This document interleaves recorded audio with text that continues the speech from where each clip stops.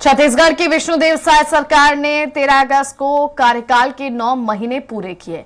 सरकार ने इस 9 माह में प्रदेश में सुशासन की स्थापना और जनता के जीवन में खुशहाली और समृद्धि के लिए कई महत्वपूर्ण कदम उठाए। सरकार ने मोदी की गारंटी को पूरा करने का काम सर्वोच्च प्राथमिकता में रखा और अनेक उपलब्धियां हासिल की। विकसित छत्तीसगढ़ के विजन को लक्ष्य में रखकर विजन डॉक्यूमेंट तैयार किया जा रहा है, जिसे 1 नवंबर को प्रदेशवासियों के लिए प्रस्तुत किया जाएगा। देखिए खास रिपोर्ट।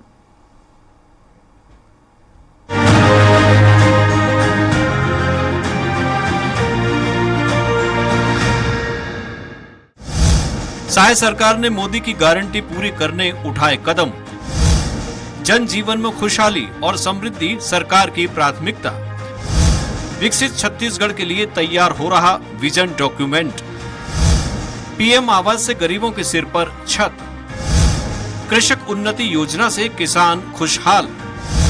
महतारी वंदन योजना से महिलाओं को मिला आर्थिक संबल। तेंदुपत्ता के दाम बढ़ने से आदिवासियों का बड़ा मान। सिंगल विंडो 2.0 से हर समस्या का समाधान। छत्तीसगढ़ की विष्णुदेव साय सरकार राज्य में सुशासन की स्थापना के लक्ष्य के साथ काम में जुटी है। सिर्फ 9 महीने के कार्यकाल में सीएम विष्णुदेव साय और उनकी सरकार ने अपने कामों से साबित कर दिया कि वह सही ट्रैक पर है। सरकार बनने के दूसरे दिन ही विष्णुदेव साय सरकार ने कैबिनेट की बैठक आयोजित की और मोदी की गारंटी के मुताबिक 18,12,743 जरूरतमंद परिवारों को प्रधानमंत्री आवास उपलब्ध कराने स्वीकृति देने का फैसला लिया। इसके लिए 12,168 करोड़ रुपए का बजट प्रावधान किया गया है। पहला कैबिनेट में ही हमारी सरकार ने 18 लाख प्रधानमंत्री आवास की स्वीकृति दे दी और जो 40% राशि राज्यांश होता है उसकी व्यवस्था हमारी सरकार ने कर ली। विष्णुदेव साय सरकार ने अटल जी के जन्मदिन सुशासन दिवस पर 13 लाख किसानों के बैंक खाते में 3,716 करोड़ रुपए का बकाया धान बोनस की राशि अंतरित कर एक और गारंटी को पूरा किया था। मोदी की गारंटी के तहत 3100 रुपए प्रति क्विंटल की दर से और 21 क्विंटल प्रति एकड़ के मान से धान खरीदी की गारंटी दी थी।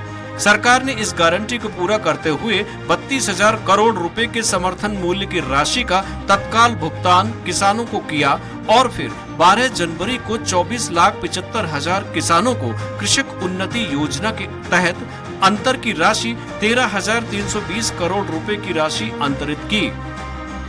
साथ ही 10 मार्च 2024 को प्रधानमंत्री नरेंद्र मोदी की वर्चुअल उपस्थिति में महतारी वंदन योजना के तहत महिलाओं के बैंक खातों में राशि अंतरण का शुभारंभ हुआ।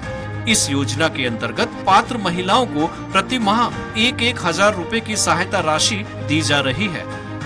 10 मार्च 2024 के दिन प्रधानमंत्री श्री नरेंद्र मोदी जी ने वर्चुअल समारोह में 70 लाख माता बहनों के खाते में महतारी वंदन योजना की पहली किस्त के रूप में 1,000 रुपए की राशि अंतरित।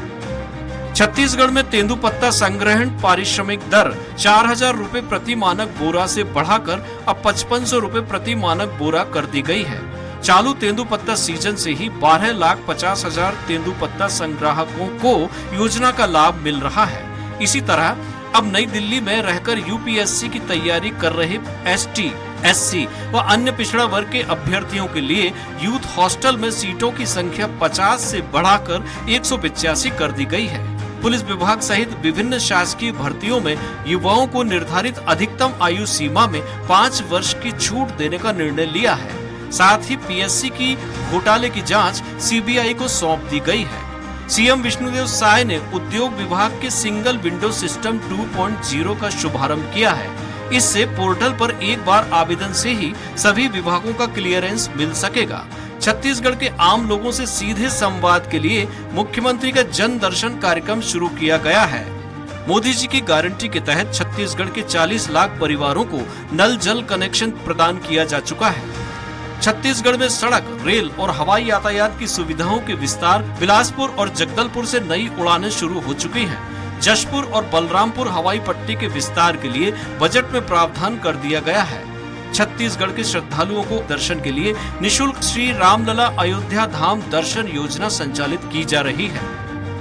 छत्तीसगढ़ की संस्कृति के संरक्षण और संवर्धन के लिए राजिम मेले का फिर से व्यापक स्वरूप में राजिम कुंभ कल्प के रूप में शुरू किया गया है। नवा रायपुर में आईटी हब बनाने का काम शुरू हो गया है। आईआईटी की तर्ज पर राज्य के जशपुर, बस्तर, कबीरधाम, रायपुर और रायगढ़ में प्रौद्योगिकी संस्थानों का निर्माण किया जाएगा। पिछले 9 महीने में सरकार ने जनता से किए वादों को पूरा करने की दिशा में सकारात्मक कदम उठाए और जनता भी साय सरकार की उपलब्धियों से काफी खुश नजर आ रही है।